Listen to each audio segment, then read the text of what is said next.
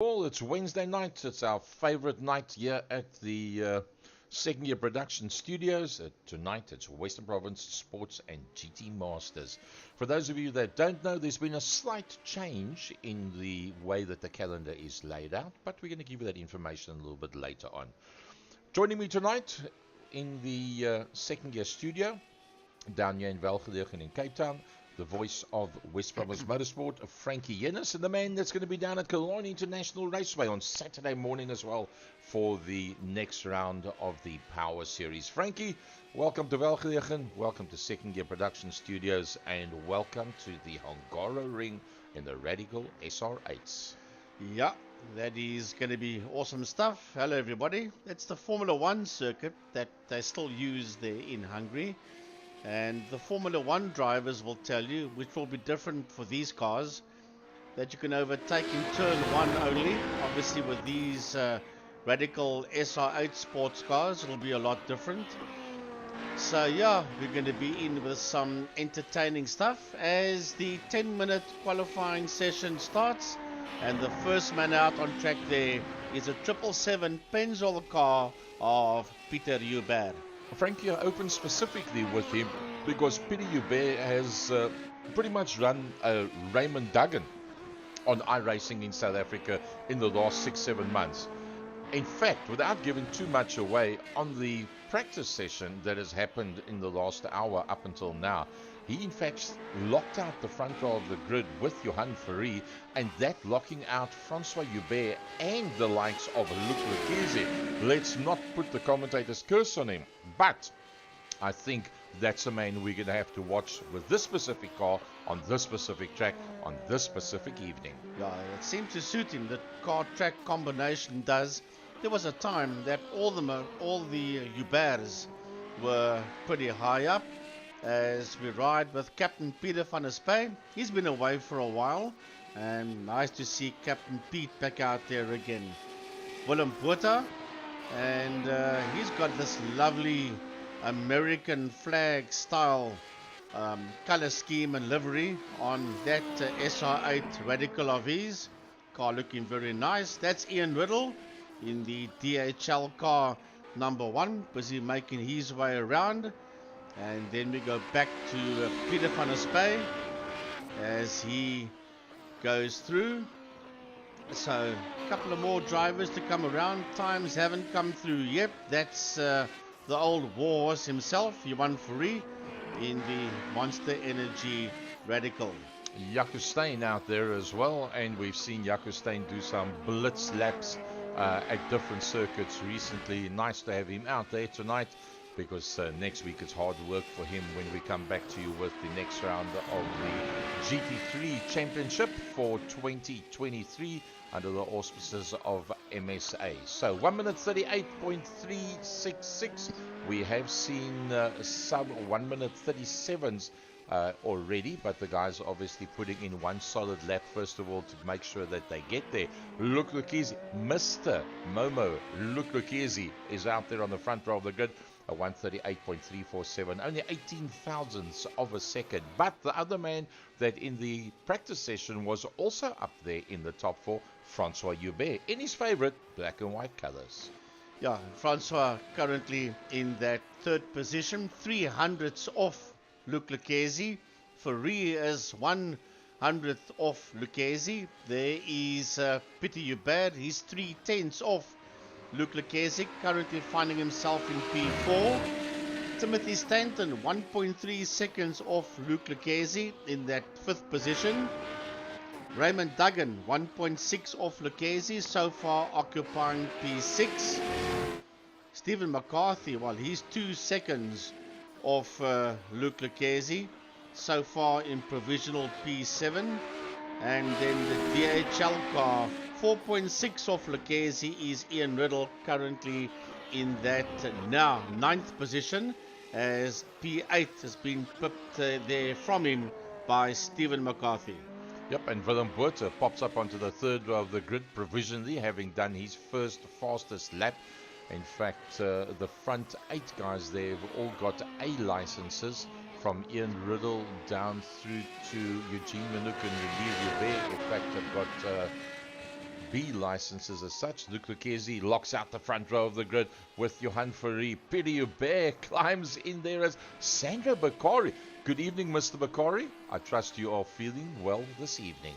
In the Sunoco car, busy working his way around, currently there in that 4th position with a personal best time there for Sandro Bakari.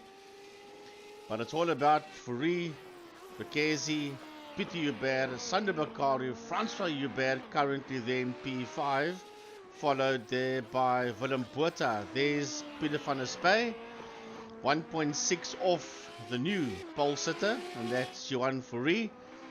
Timothy Stanton in the 69 Radical, working his way around. So far 1.7 off Fourie, and he's in that 9th position. Steve McCarthy in a pretty similar looking motor car, 1.9.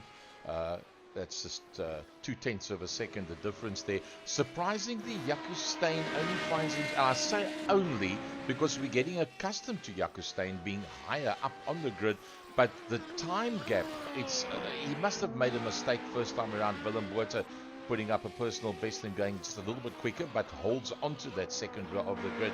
I wouldn't be surprised if Jaco Steyn, if he's got enough practice in, comes in just a little bit higher up than that 11th position. As you can see at the bottom of the screen, Luke Lucchesi's on a flyer. So let's see if Steyn can get higher than P11. Crosses the line. Yep, P7.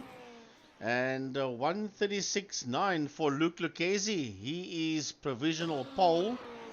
Now, Johan did a 136.66 in free practice, and he's currently a 1/10 of a second off Lucchesi in that 2nd position. Now, as we said, Peter Hubert, keep an eye on him because he was the 2nd fastest in the practice session earlier on, and finds himself in a rather commanding situation. The man that's out of sync with where we would expect him to be is this man, Francois Hubert. You would tend to find he's pretty much on the same pace as Luke Lucchesi, backslash Johan Fourie in general.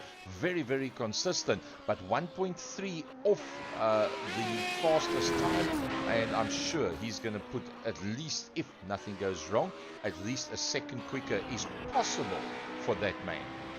Well, let's stick with him as he's heading towards the end of the lap. He's got that longish straight. It looks a bit desperate, the run that he's on at the moment. I think he's under pressure. I think so. Going into that right-hander. Now working his way towards the 2nd last corner here at the Hungaroring. Through that last corner. Currently there in P6. Pit lane on the right-hand side. Coming up to the final turn. We've got to take it very easy through this corner. And a new pole sitter. That is Johan Fourie. Oh. Now let's see. Can Francois move up from P6? Yep, 1 position into P5. Well, that was obviously his 2nd flyer, and on 8 minutes 42, 1 minute 36, there's not enough time left for him to do another lap out there, so that's as far as he's going to go.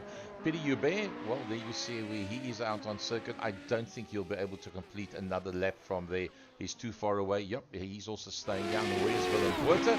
Willem Botha will be able to make, well, he's on the 2nd row of the grid, and he's going to have to go literally a half a second quicker to be able to get onto the front row of the grid. That's going to be one hell of a big ask for him to be able to do that one. Peter van der Spey still out there, and well done, Captain Pete, back out there, and finds himself provisionally on the 3rd row of the grid so far. So, yeah, Willem Botha heading towards the final corner. He'll be able to complete this lap. Let's see if he can get higher than that 4th position. I think it's a tall order. That is a hell of a tall order. You've got to find almost 5/10. Nope, stays in P4. Yep, that's the way it's going to be. So 9 seconds to go. Just about everybody has completed their laps. It's still Eugene Manouk that is out there, but he's not going to make it to the start-finish line in time. And the other man out there is Renier Hubert. No. Oh, that's bad luck. Yeah, that was not nice whatsoever. It's one of those things. So let's have a look how the grid looks at this stage of the fight. It's going to be Johan Fourie from Luke Lucchesi on the front row of the grid. Row 2, Pieter Joubert and Willem Botha. Row 3, Francois Joubert, Peter van der Spey. Row 4, Timothy Stanton and Sandro Bakari. Yep, that's going to be a pretty decent starting position there for Sandro and Timothy, ahead of Raymond Duggan and Jaco Steyn. Just for the fact that they find themselves ahead of those two, a shout out to Timothy Stanton and Sandro Bakari, because Raymond Duggan and Jaco Steyn, you've got to get up pretty early on a Wednesday morning to be able to beat them. Swys Joubert and Steve McCarthy, Ian Riddle, Herman Lazarus, Eugene Manouk, Rainier Joubert and Robbie Teens at the back. As the lights go off, 45 minutes, there's chaos already as they race down into turn number 1, and the 88 car of Jaco Steyn was involved in that one, but he's still out there on circuit just behind that mid-pack. But at this point in time, it is all about Johan Fourie, Luc Lequesi, Pieter Joubert. There is Jaco Steyn, he sits there behind the Oreo car. And that is a Swys Joubert, and Luc Lequesi is gone. Yep. Luc Lequesi is gone. We just picked that up. Lequesi dropping all the way down to P13. Oh, it's going to be very difficult to catch up. You can see he's third from the back of the pack by the looks of it. And that's the Momo car. So, a little bit of heavy contact there, and that's going to cause a bit of problems. That was in Sandro Bakari that's involved with that one. There's Luc Lequesi. He's got a whole lot of cars in front of him. He's pretty quick at getting through the pack, but yeah, you've got to make sure that you don't touch anybody on the way through. Going back to the front end of the field, it's Johan Fourie in his favorite colors, and the man that we picked, Frankie, before at the top end of the program to be the man to watch tonight, Pieter Joubert in the 777 Pennzoil. Yeah, he's right up there. That situation earlier on was between Sandro Bakari and Jaco Steyn. Jaco Steyn jumped straight back to the pit area. Willem Botha sitting there in that third position. There's the intervals coming up. We'll put the battle box up for you soon. Then you got more information to see what we are seeing. And Francois Joubert, it's a tenth of a second behind Willem Botha. There is Ian Riddle having a look up on the inside of Lequesi, but I think it might be more Lequesi that's made the move there on Ian Riddle. And right behind him is the number 5 car of Rainier Joubert. Francois Joubert all over the back of Willem Botha, and well, it's a difficult spot to try and get through there. This will be 2 gears down and into this long looping left-hander. You've got to get across the left-hand side very quickly so you can get the hammer down flatly from there. You can use a lot of that curbstone on the outside, but there is a piece of sausage curb right on the outside, so you've got to be really on top of your game if you want to hold on flat foot at that position over there. Rainier Joubert on the back of Ian Riddle. Yeah, Rainier Joubert sitting out there in P12. Ian Riddle just ahead of him. Behind them, we have got, he slides it all over the place. That is Herman Lazarus. Lazarus is right there. Rainier and Herman fighting. Herman right off the circuit, trying a bit too hard to get past Rainier Joubert, who is 0.3 of a second behind Ian Riddle for P11 and 12. Timothy Stanton makes contact with Peter van der Spey. Van der Spey got sent shunting there for a while and lost that position to Timothy Stanton. Timothy Stanton not saying a word, just keeping his foot on the accelerator and getting past Peter van der Spey. Peter backs out of that one, doesn't want to have contact with the next car coming through there. That's Raymond Duggan. Now remember, Raymond Duggan didn't qualify where you would have expected him, where he would have expected to be either. So he's definitely going to be one of the guys on the move. Peter van der Spey's got damage. Peter van der Spey's into the pits. Yeah, that contact caused damage and he jumped back there to the pit area. There's Swys Joubert in the Oreo car. Sandro Bakari sitting up there. Here comes Ian Riddle, and diving up there is Rainier Joubert. Rainier Joubert on the inside there and makes the move stick there on Ian Riddle. It was a pretty nice placement that he did there. Luc Lequesi a little bit further forward, starting to close up now on Sandro Bakari. Sandro Bakari and Timothy Stanton, they both had very decent grid positions going into this race, so they'll both be quite upbeat with that one. You'd expect Luc Lequesi to run further forward from where he is now, but all the easy passes have been made from here on out. It's not going to be a double in the park. No, it certainly won't be, that's for sure, but it's all over the back of the Sunoco car of Sander Bakari, who just opened the door and allowed him to go through. And I'm sure that Luke would be saying thank you very much there to Bakari.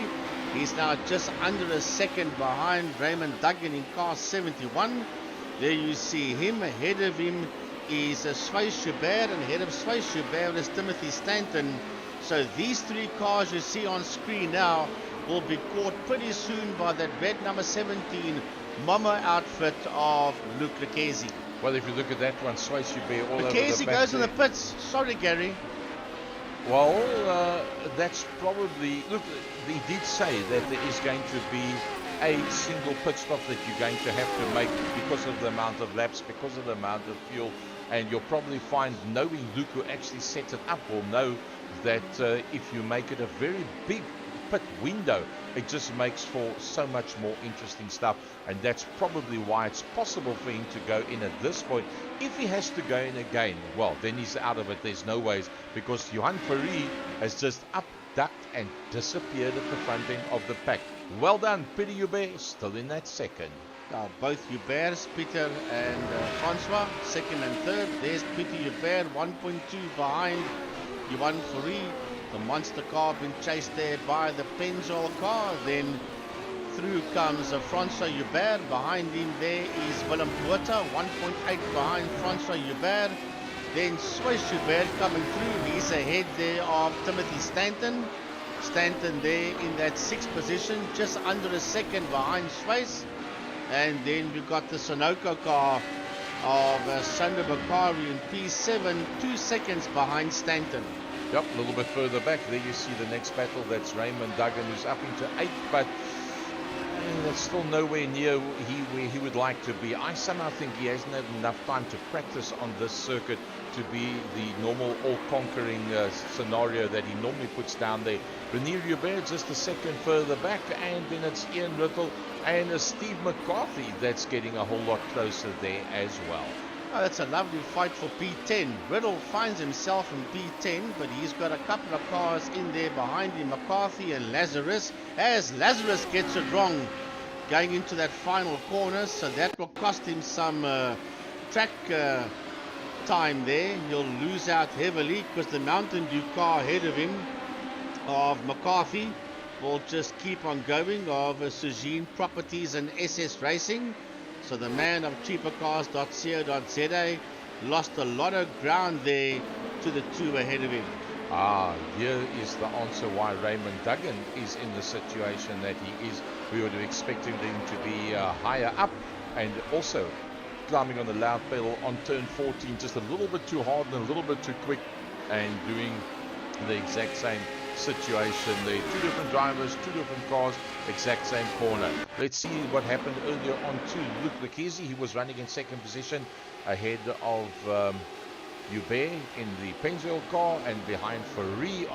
Just a little bit too hard, and that's what drifted him wide, and that was the beginning of the end of that. So let's go back to the front end of the field. It is Johan Fourie that's got a 1.7 gap between himself and Peter Hubert, who's having one of his best races, and as once again consistent races. Look at that, he's right in there. He's the only one that's actually tracking Johan Fourie at this stage of the fight. Everybody else is falling further back. Well, we did say earlier on, there's a personal best there for Peter Hubert, Francois Hubert and Willem Botha, but we did say earlier on that the car driver combination and the track combo suits Peter, and he's not doing half bad there in P2, just under 2 seconds behind Johan Fourie. There's Raymond Duggan in P8 for Rad Racing, and just behind him is Renier Hubert in the Doritos car, busy working his way around. Yep, behind that Ian Riddle and Steve McCarthy. Slightly different colors for Steve McCarthy. I don't think we've ever seen him. Okay, that is obviously the proverbial Mountain Dew colors, but I don't believe we've ever actually seen him in those kind of colors. Having said that, fastest lap just gets put down there by Luke Lucchesi. Let's go and have a look and see who has done pit stops and who has not done pit stops up to date. You'll probably find that Luke Batiste is going to be the leading man that has been into the pits. Peter van der Spey, remember, he had contact, so that's why he went into pits. Jaco Steyn had contact, that's why he went into the pits. And I think that they might have been in a little bit too early to be able to stay out right until the end. Although Luke Batiste, lap number 3, lap number 2, Peter van der Spey, Jaco Steyn, lap number 1, that might, Frankie, just mean that all of them are out of the game because they're going to have to go and do another pit stop thereafter. The man of the moment, Johan-Ferrari. Yeah, it's just under 2 seconds, or now just over 2 seconds ahead of Peter Hubert, who was 3.7 ahead of Francois. Then Willem Botha coming through. There's Swys Hubert in the Oreo car. Timothy Stanton, and he has got Sandro Bakari in there behind him. Raymond Duggan coming through. Rainier Hubert in the Doritos car coming through. Ian Riddle, and right on his case is Stephen McCarthy as they work their way into turn number 1. Herman Lazarus, and then nearly 11 seconds behind him in P13. He's the man that just puts up the quickest lap, 137.255. That is Luke Lucchesi. That is very, very quick. Let's just have a look at some of the best lap times that's been put up by the different drivers. A 37.255. The front 4 that is out on circuit have all broken the 38-second barrier. 37.4, 37.4, 37.6. So 37.4, that means 2/10 quicker, but Frankie, 10 seconds just to get to the back of Herman Lazarus, and that only puts you in the top dozen. He's got one hell of a fight to go further forward from here. Well, all he must do right now is just calm it down, relax, keep on going. He has made a pit stop. If it's going to work for him, you shouldn't have to stop again. Calm it down. You're talking about Luke Lucchesi. He only knows one thing, flatfoot. There's nothing else. Yeah, but you've got to just throw. Oh, that is Sandro Bakari. No, it wasn't. The car that spun around, that was the Doritos car that spun around, as we see Sandro Bakari going up there on the inside of. We'll have a look and see. That's Rainier Hubert. Yes, the Dorito car that lost the tail end going into that right-hander. Yep, we've seen a couple of people spin it around at that specific point. Going back to that battle that you were talking about, Sandro Bakari, Timothy Stanton, nothing much between them. The 72 car of Sandro Bakari. And they changed the positions, they changed lanes at that stage of the fight, and that's what made the difference between the two of them. Sandro now getting himself 4/10 of a second gap there on Timothy Stanton. But the question still remains. Oh, look, Luke Lucchesi. We said just now 10, was it 12 seconds? He's down to 8.3 seconds off Herman Lazarus. Sandro Bakari is still there in that 6th position, being hassled there by Timothy Stanton, not quite getting away from Stanton as we thought he would. But here we go, Rainier Hubert all over the back end there of Stephen McCarthy. He's right on the case of Ian Riddle. McCarthy runs wide, and Rainier Hubert in the Doritos car says thank you very much. Frankie, do you I will think just he opened work my way there? up to P10. Do you think he opened up because he couldn't stay the pace and didn't want to have contact, or do you think he just ran a little bit wide? I think he ran wide. Oh. I think he just made a slight error there. There's no reason for him to open the door, so I think he just ran a bit wide. A slight mistake. So pit stops, the fastest man, well, the highest man up the ranking. Should they be able to go to the end is Luke Lucchesi from Peter van der Spey, and then Jaco Steyn. I'm going to hazard a guess that having gone in the first 3 laps, all 3 of them, that they're going to have to do an extra pit stop. But that's just my way of looking at it. Let's have a look, Frankie, at the gains and losses. Well, I'll tell you what, as we have a look at that, Swys Hubert has gone up 6, Rainier has gone up 6, Luke Lucchesi has gone down 11, Van der Spey has gone down 11. So having a look at this train that's heading into turn number 1, Rainier Hubert is right in there just behind Ian Riddle, and behind him is Stephen McCarthy. And the two of them are having a go at Riddle's P9. 14 minutes of the 45, so that's basically that you've done a third of the race up until now. Have a look at this one. This is ground level. There's a blind rise. You go in there. one gear down, or you stay where you are, but then you're in very low revs. Running it right off on the outside. That was Renier Hubert. You've got to carry as much speed as what you possibly can through here. This one, you just go 2 gears down, use as much curbstone as you can there. You can't use much on the inside because there's a 90-degree sausage curb. Just feather it all the way through. The main thing is to get a good run coming out here. That's where you've seen a couple of the people that have actually spun the back end around, and this complex of lefts and rights. Now you work your way down towards an easy marker, which is that hoarding that you see right in front of you, and that makes it one of the easier corners to go into. Now you work your way right towards the outside of the circuit, just touching on the end of the pate. It's a blind rise all the way around. You need to eventually end up on the left-hand side of the circuit, right over there, to be able to do a late apex on the wall. That was very close, and get the hammer down as quick as possible onto the longest straight that there is out there, and then you work your way through the gearbox past the start-finish line.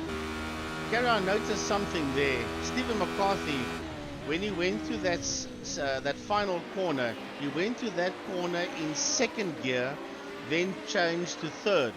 In practice earlier on, while we were riding aboard with Johan Fourie, he went through that corner in third gear and then hooked fourth. So interesting to see the different strategies that the drivers have got with their gear changing. Confidence, bravery, practice. I think confidence. I think so too. Confidence. I think people like Fourie was just... I'm not saying that Stephen isn't confident, but I think that Johan might have been a bit more confident by going through there in that third gear during the practice session. Just past a third of the way through the race, Johan Fourie in the monster car, the Monster Radical SR8, leads them out. There's the man in second position, Pieter Hubert, who started in the front 2 rows of the grid. Dennis Francois Hubert and Willem Botha that is on his way out into the front main. That's Willem Botha. 4 seconds behind him. We might just catch it in the same camera shot. Yes, we do. There is Swayze Hubert, Sandra Bakari just outside of the top 5. Good run by Sandra Bakari. Then it is Raymond Duggan, has not been able to really recover from not too great a qualifying as opposed to his standards. Timothy Stanton in that 8th position. Then our main circuit racer from Aldous Scribanti out in Port Elizabeth, that is Ian Riddle, and behind him in the uncustomary Mountain Dew livery and colours, rounding out the top 10 is Stephen McCarthy. Yeah, Herman Lazarus, and here comes Luke Lucchesi up on the inside, and Lucchesi will move through to 11th position, working his way out of turn number 1. He'll now go after the man in P10, namely Steve McCarthy. Already you can see that Lucchesi is getting away there under Lazarus. He is, after all, the quickest man out there. He's Lucchesi for Pantera Racing and Race Driver SA, and he is certainly going after the Shajin Properties and SS Racing man, Stephen McCarthy, who's out there with a Mountain Dew colour scheme on his Radical SR8. If you look at the lap time for Luke Lucchesi, his last lap, a 1:38.1, as opposed to Herman Lazarus on a 1:41, that's 3 seconds. Remember, the first time we spoke about it, there was 12 seconds, then there was 10 seconds, then there was 8 seconds as Johan Fourie does a 1:37.194. That's the fastest out there. But Luke Lucchesi on a 38.1 as opposed to Stephen McCarthy. That is a brilliant run with Pieter Hubert that is off into the pits. So the first of the big hitters, apart from Luke Lucchesi that went in right at the beginning, it's now gone into the pits. What does Sandro Bakari do? He goes straight through. What does Raymond Duggan do? Raymond Duggan goes straight through as well. So he has not kicked off a series of events where everybody's going into the pits at this stage of the fight. But it is an indicator, Frankie, that this could be the beginning of the real window, not what happened with the guys that had a bit of contact earlier on. Behind Timothy Stanton, there's a lovely fight going on. That's Ian Riddle, Luke Lucchesi, Steve McCarthy. Here we that's go. Going to cost. That's the one. And then Pieter Hubert joins them. Now remember, he's just come out of the pit area as Pieter Hubert, and he rejoins in P11 behind this. Now this is not exactly what Pieter Hubert wanted. He wanted a clear track ahead of him, And instead of getting a clear track ahead of him, he gets his fight now between the three of them. And Lucchese has gone through there on Riddle. So, yeah, good for Luke Lucchese, not good for Peter Hubert. He didn't want to pick up this train of cars. But keep in mind that if Luke Lucchese's got to go back into the pits, that then means that he is in a very, very good position. Because if you look at the pit lap that they went in, Peter van der Spey and Jaco Steyn, lap number 1. Lap number 3, Luke Lucchese. Is the window that big? I'm going to say no. Peter going in on lap number 11, which is almost halfway into the race, he definitely does not need to go back in again. Well, there we go. He's all over the back. That is Peter Hubert of the Stephen McCarthy car. And Stephen goes very wide into that corner. That's the second last corner. And he must be very careful he doesn't lose that position. But catching the three of them is Herman Lazarus. Here he comes out that final corner. So it's Ian Riddle, Peter Hubert, Steve McCarthy, Herman Lazarus, all racing down towards turn number 1. And here comes Peter Hubert, and into turn 1 takes that position away there from Ian Riddle. He's on the move, and that means he's got no traffic between himself. You just saw Luke Lucchese going past there on the left-hand side. So he's got open track now between himself and Luke Lucchese. 3.5 is the gap between Peter Hubert and Luke Lucchese, the two guys highest up in the pecking order right now who have done a pit stop already. Remember that gap, 3.5. It's going to be an indicator towards the end if Luke Lucchese doesn't have to go back into the pits again. So Lucchese getting away from this lot. Peter Hubert is going with him. Riddle is 9/10 of a second behind him. That should get to a second pretty soon as Stephen McCarthy loses the circuit a bit, and he's 1.2 there behind Riddle. Riddle just over a second behind Peter Hubert. So Peter not quite getting away from Ian Riddle as quick as what he thought he might. Directly behind him, that's what is coming up from behind. That's Stephen McCarthy that we're riding on board with. Oh, look at the flames coming out there. Gonna have to do a bit of a few little checks on these guys afterwards.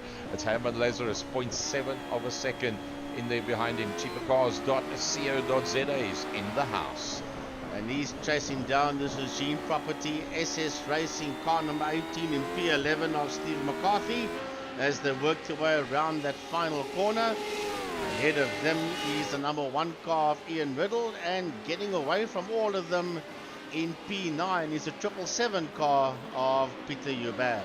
Yep, Peter Hubert is doing a pretty decent job. Now remember what we said, what was the gap? It was 3.5 between Peter Hubert and Luke Lucchese, both of them having sunshine and open road in front of them. There you see Luke Lucchese on going out of the right hand side of the screen. There's Peter Hubert, 4.2. So if we have a look at the last lap times that they were out there, you're probably going to find that's where the difference is coming. Luke Lucchese, a 37.2, a 38.2, 1 second quicker on the last lap, both of them in open air. That's only over 1 lap. Let's see what happens at the end of the next lap. Was that just a little mistake by Peter Hubert? Is he actually on the pace of the man in front of him, Luke Lucchese? I think so. I actually think he is, because as we said earlier on, this driver-car combination suits this track. And I don't think Lucchese is going to clear him that quickly. It has gone from 4.2 to 4.5.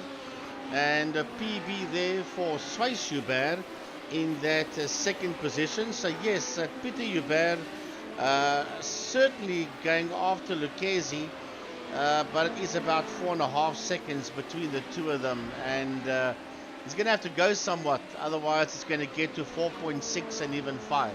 So 23 minutes in times that gives you 46. So we are now on halfway.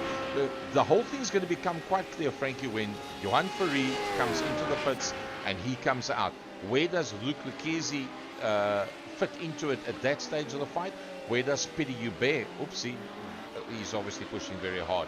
So where does Francois Hubert and Willem Botha fit into the picture at that stage of the fight? I'm going to guess Johan Ferry is going to go into the pits, come out, he will be up front. then it will be Luc Lequesi. When Francois Hubert comes out, he's going to be in third position.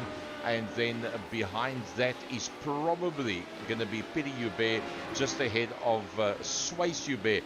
That's just my prediction. Let's see how that one plays itself out. Stephen McCarthy's getting close on the back of Ian Riddle. Yeah, that fight is getting tense between the two of them. And don't forget about Herman Lazarus. 143, 137, 144. He has got the red mist down as free.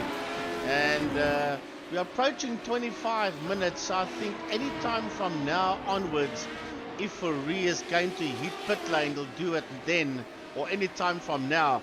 But then I think Francois Hubert, Willem Botha, Sways Hubert, Sander Bakari, Raymond Duggan, Stanton, they will all work their way into the pits. I think they're basically waiting to see exactly what Fourie is going to do. And then whatever he does, they will probably do as well. Well, if you have a look at the track map on the right-hand side, number 1, number 2, number 3, number 4, number 5, 6, 7, 8, 9, and 10, none of them, well, except for the third place car, Willem Botha, he's got two back markers behind him, the 15th and 16th position, which is Jaco Steyn and Eugene Manouk. That won't be a problem to get past. Jaco Steyn, lots of experience. Eugene will not stay in the way. So it's pretty much open ground for all of them. Johan Fourie, the fastest man out there, a 137, 144. And he's obviously now, you'll probably find, Frankie, that him being the man that he is, he's done the mathematics and he knows what he's got to do to come out ahead of Luc Lequesi and Piri Hubert, both of which have been into the pits already. Does he come in? No, he doesn't come in yet. Why? For the first time ever, is Johan Fourie not one of the first people to come into the pits? What does he know that the others don't?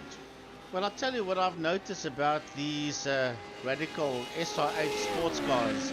They're like very big carts, and they are lovely to drive. I think the drivers are enjoying these things out on circuit. They are oversized carts, and if you love a kart, then I think you'll drive these things very, very easily. And I think Johan Fourie is just having a total ball out there. These things stick to the track like you can't believe it, with a 136.984 for Johan Fourie. That is very, very quick. Raymond Duggan up into the 6th position, and that just behind Sandra Bakari. Here comes Timothy Stanton being closed down by that man, Luc Lequesi. Yeah, bit of damage on the wing there of Timothy Stanton's car. Here comes Lequesi, 1.5 behind him. A PB for Stanton, 138.3 and a 137.1 for Lequesi. So Luc Lequesi is busy eating up this racetrack. The only man quicker than him out there is Johan Fourie. As you can see, yep, well picked up, Frankie. There is a bit of damage on that wing. Let's see if we can see exactly where that damage came from. Did he touch it up against the barrier at some point? Probably. It's the only way that you're going to bend it around like that. No. Ah, that's where it happened. That's where it happened. How much does that affect the pace of that motor car? Well, he's busy finding out right now. Herman Lazarus closing up once again on the back end of Ian Riddle. Yeah, Ian Riddle's not having an easy time, as Herman Lazarus is right there on his case, as they're busy making their way through that tricky little right, left, right, and then you go back into another tricky section that is approximately halfway through the lap. It gets very technical, but here is Luc Lequesi. Lequesi a second behind Timothy Stanton. Now it's just under a second behind Stanton, and Lequesi working his way around is looking for that P7. Yeah, you would have thought FC's here with us, with Luc Lequesi looking for that position. Well, given the latest lap times out there, Timothy Stanton a 38.7. A 38.0, only 3/10 in it. Timothy Stanton's feeling the pressure. He's up the pace just a little bit. Can he hold out on Luc Lequesi? I don't think he'll want to get involved in too much of a fight as Ian Riddle goes into the pits, because he knows that Luc Lequesi's already been into the pits once. Does Luc have to go in again? I stick with my prediction. I say lap number 3 of this 45-minute race. They're already on 18 laps on 29 minutes. I think Luc Lequesi's got to go back in. I think that Foury's going to have to dive into pit lane now. He's done almost 30 minutes out of 45, and no, proves us all wrong and says no, off I go. A personal best there for Schubert of a 137.798 in P4 as Johan storms down into turn number 1. I think these drivers, as I said earlier on, are actually enjoying these cars. Right, somebody just gone into pit lane. P2 has gone into pit lane. Yeah, that's Willem Botha. That was the passing maneuver Peter van der Spey did, and that on Ian Riddle. So from that fourth position, it's Willem Botha that's gone into the pits. There's Willem Botha in the pits. Where is Sandro Bakari? Here he comes. Where is Raymond Duggan? Just behind him. There he comes. He's going to come through as well. And then if he doesn't have to go back in the pits again, this is where the maneuvers start. It's Luc Lucchesi. He's past Timothy Stanton and Peter Hubert as well. He moves himself up into 6th position. But a pit stop is going to kill all his hopes out there. Where is Johan Fourie right now? There he is. The black number 1 with a green line around it. Frankie's saying he thinks he's going to be coming in now. If he comes in now, what is the full time that he's going to have to lose in the slowdown, the stop, the get going up to pace again? How much will he lose? I think we're about to find out pretty soon. I would tend to think, Frankie, this is 66% of the way through. 30 minutes out of 45. Is he? Yes. All right, so Johan Fourie comes in. Where is Francois Hubert? Will he follow suit? I think he will. He's going to have to. No, he doesn't. No. He goes through. All right, so where's Swayze Hubert? There comes Swayze with the Oreo car. He's a long way further back. Johan Fourie into the pit lane. So here comes Swayze Hubert. Remember, Swayze has not been into the pits yet. Let's see, does he come in? No, he's going to go straight through as well. Let's have a look at the pit stops out there. Where is Johan Fourie? He's dropped down. Francois Hubert has gone to the front end of the field. Where is Johan Fourie? There he stands in the pits. Where is Swayze Hubert? He comes past Johan Fourie. Where's Sandro Bakari? In the pits. Where's Raymond Duggan?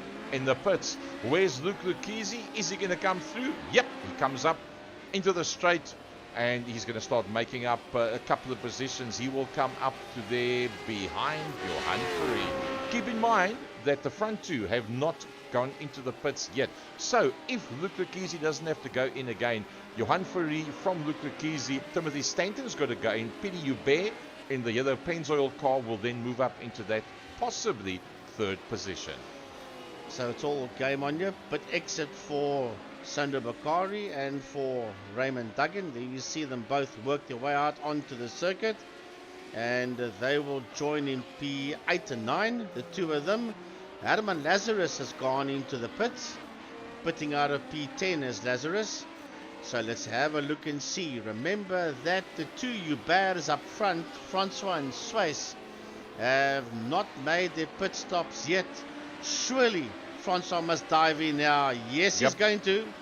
Yes, he does. That means that Swayze Hubert and the Oreo car is going to have to follow suit, and that will play into the hands of Fourie and Lucchesi. Let's have a look. See, I cannot possibly see that Swayze would not make his way into the pits. Well, he's trying to, if he can find the pit lane entry and not bounce over the curbs. So that means Fourie and Lucchesi will be back in P1 and 2. There's Johan Fourie coming through. Luc Lucchesi a bit of a distance behind him, but with a possible another stop. So there Johan Fourie goes through. Here comes Luc Lucchesi. Francois Hubert is on the pit exit. Is he going to beat him coming out? There comes Francois Hubert. Yep. Yeah, he has. Well, I think Luc realized who it was coming out because he flashed the headlights saying, yeah, Francois, look in your mirror. Here I am behind you. But the thing is that Francois will be a little bit slow in the beginning. And if he's put on new rubber, that will count in his favor as Swayze Hubert makes his way out. Timothy Stanton is in the pits as well. Timothy pitted out of P7 as he is now in the pit area. So 34 minutes done of the 45, and Johan Fourie is 5 seconds ahead of Sway Schubert, who's 2.5 seconds ahead of Luc Lucchesi. Oh, it's going to be a lovely battle, Luc Lucchesi on Francois Joubert.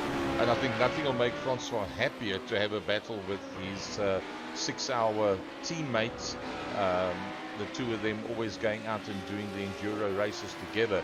But I think Francois Joubert will be hoping that Luc has to actually go in and do another pit stop, having had his pit stop on lap number 3. Pity Joubert not completely out of it yet. There he comes in the background. There's Pity Joubert, and he finds himself now 7 seconds. So from 3 up to 7 seconds, eventually behind Luc Lucchesi. Willem Botha rounds out the top 5. There's big gaps between the guys now. There's nearly 6 seconds between Pieter Joubert and Willem Botha. The only real fight on track is that one there between Ian Riddle and Stephen McCarthy. 0.3 of a second between the two of them, having a go at each other for that 12th position. As Riddle is in P12, McCarthy is in P13. All over his back wing there is McCarthy on Riddle. And then behind them in P14 is Herman Lazarus, as these two still go one-on-one for that 12th position. So Johan Fourie having started in pole position and leading the bout. Francois Joubert that's got himself up into that second position, 3 places up. Luc Lucchesi off the front row of the grid goes one down onto that 3rd position, as does Pieter Joubert, as does Willem Botha. The question is out there, does Luc Lucchesi have to go back into the pits again? Does Jaco Steyn have to go back into the pits again? And does Peter van der Spey have to go back into the pits again? Lap 1, 2 and 3 respectively was when they did their pit stops earlier on. So keep an eye on this one. Ian Riddle has done a personal best of a 139.8 as he fights there with McCarthy. They did a 139.9. Lazarus was a 139.4, so even though Herman is nearly 10 seconds behind McCarthy, he was quicker out there than what Steve McCarthy was. Jaco Steyn is in the pits again. He's Steyn, and here comes Stephen McCarthy. Stephen McCarthy, Ian Riddle, they are absolutely side by side, and McCarthy is there ahead of Riddle, so they have changed positions. McCarthy makes the move there on Riddle. Frankie, just look at the significance. Remember, Jaco Steyn was one of 3 people that went in early on. Jaco Steyn was lap number 1, Peter van der Spey was lap number 2, Luc Lucchesi was lap number 3. Jaco Steyn has been forced to come in again. There's still 7-8 minutes to go. If you see a situation now where Peter van der Spey presently in 10th position and 17 seconds off the back end there of Timothy Stanton, if he comes into the pits in the next lap or so, that means that Luc Lucchesi has got a problem. It's called a pit stop. Yeah, but Raymond Duggan's got a problem. It's called Timothy Stanton, as less than a second, under a second between the two of them for that 8th position. And Duggan sits there in P8, Stanton in P9, 0.8 of a second between the two of them, fighting for that 8th position.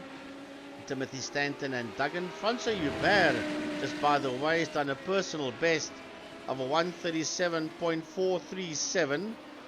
Everybody's done 1 pit stop. Jaco Steyn has done 2, and sadly, out of this race is Eugene Manouk and Robbie Teens.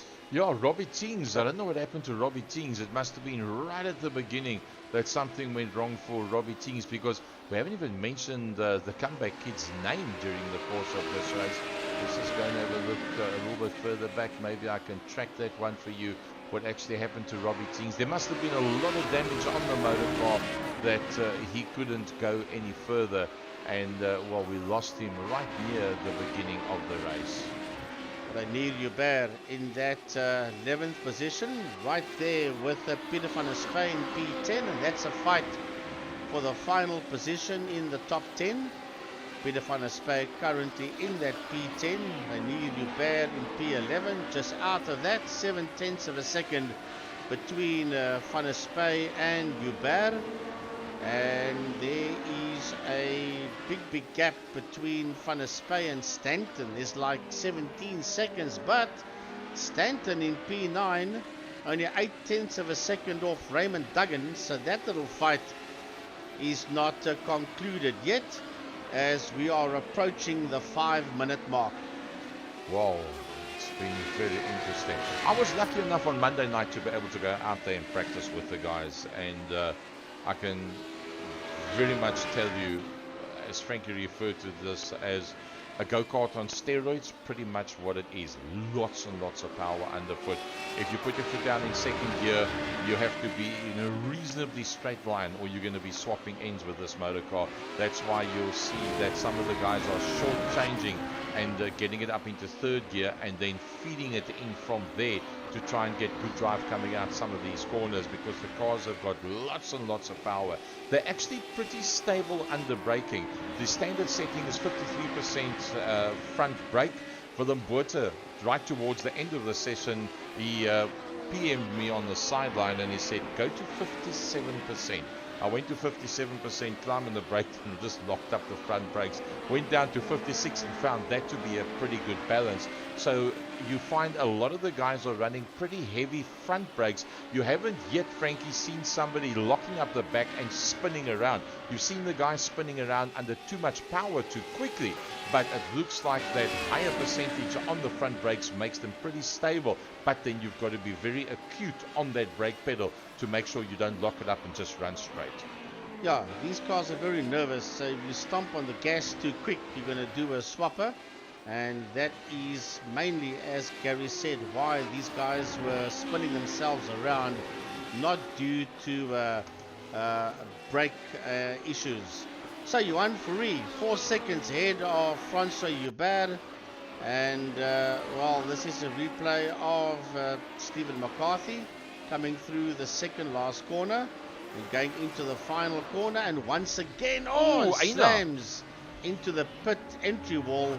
But that is due to being too quick on the loud pedal. Yeah, there was something slightly different to what everybody else had experienced. There was generally just before the apex of the corner that there was problems. So Johan Fourie from Francois Hubert with 2.5 minutes to go.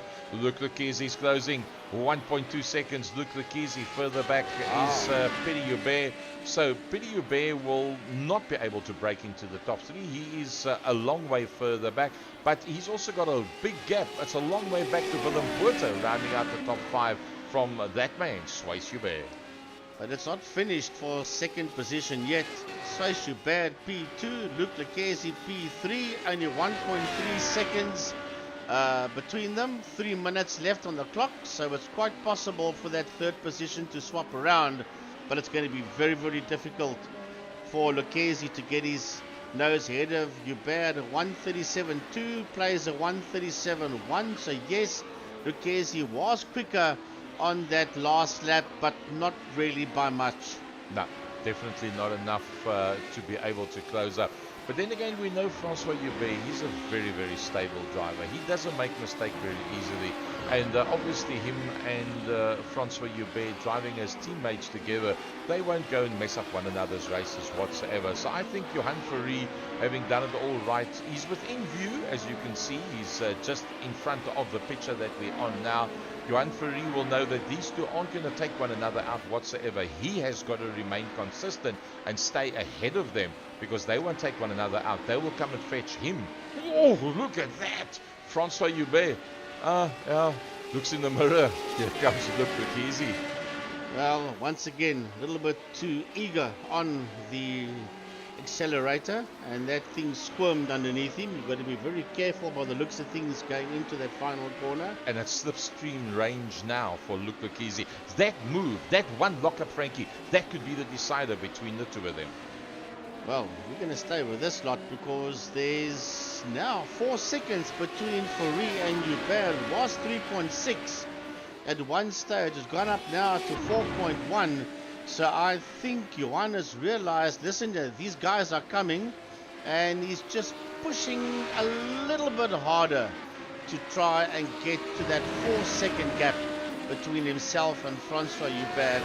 Also realizing that Francois has now probably gone into defensive mode, And that will, Yes. in any case, allow for Reed to disappear down the road, because right now his fight is not with Johan Fourie.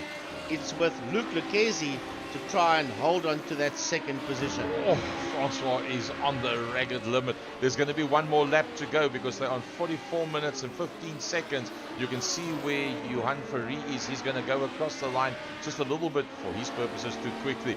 Closing off that inside line is Francois Joubert. Luke Lucchesi having a look around the outside. Where is he going to try and make the move? There's still 30 seconds to go. Johan Fourie is going to go across the line. That's the black number 1 that you see that goes across the line now. Yeah, so he's going to have to do another lap. They're all going to have to do another lap as this fight for second and third comes through. And Francois Joubert will be saying, oh, really?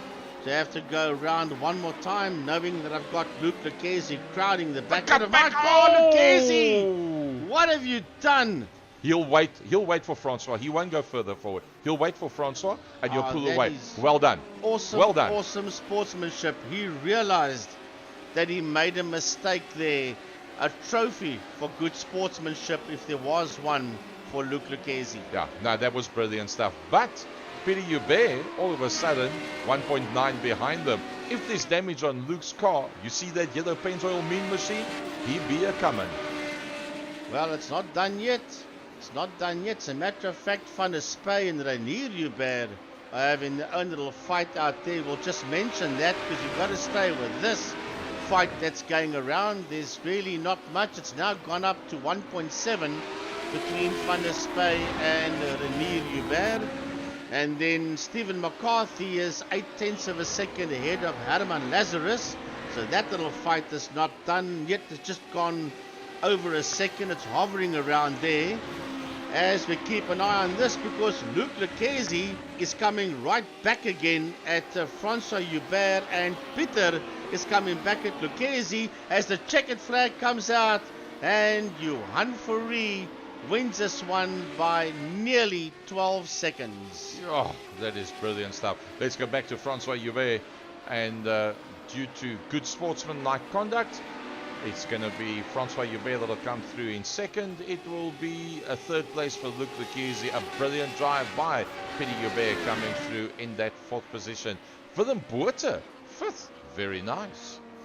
Yeah, nearly 13 seconds behind Peter Joubert is Willem Botha as he crosses the finish line now.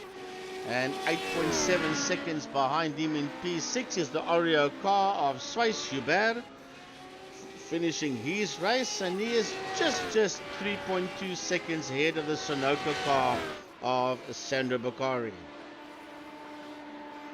Raymond Duggan coming through there in P8 for Rad Racing, and he will get to the line just ahead there of Timothy Stanton, followed by Peter van der Spey.